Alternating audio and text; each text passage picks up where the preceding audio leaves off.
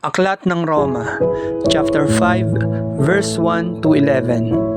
Mga bunga ng pagpapawalang sala. Yamang napawalang sala na tayo dahil sa pananalig sa ating Panginoong Hesukristo. Sa pamamagitan niya ay mayroon na tayong kapanatagan sa harapan ng Diyos. Sa pamamagitan nga niya ay tinatamasa natin ang kagandahang loob ng Diyos at lubos tayong nagagalak sa ating pag-asa na makakasama sa kanyang kaluwalhatian.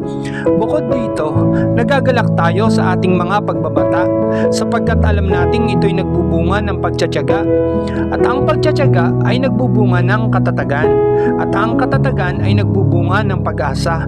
Hindi tayo nabibigo sa ating pag-asa sapagkat ang pag-ibig ng Diyos ay ibinuho sa ating mga puso sa pamamagitan ng Espiritu Santo na ipinagkaloob na sa atin.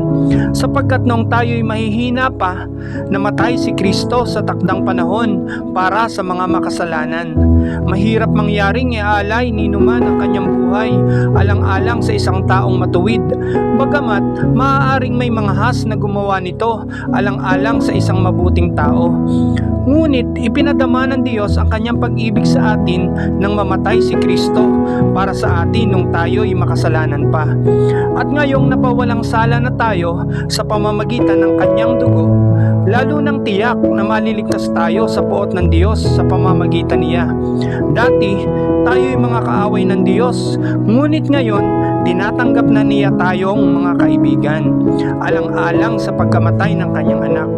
Kaya tiyak ang pagkaligtas natin sa pamamagitan ng pagiging buhay ni Kristo. Hindi lamang ito, nagagalak tayo at nagpupuri sa Diyos sa pamamagitan ng ating Panginoong Hesukristo, sapagkat dahil sa Kanya ay tinanggap tayo ng Diyos na mga kaibigan niya. Amen.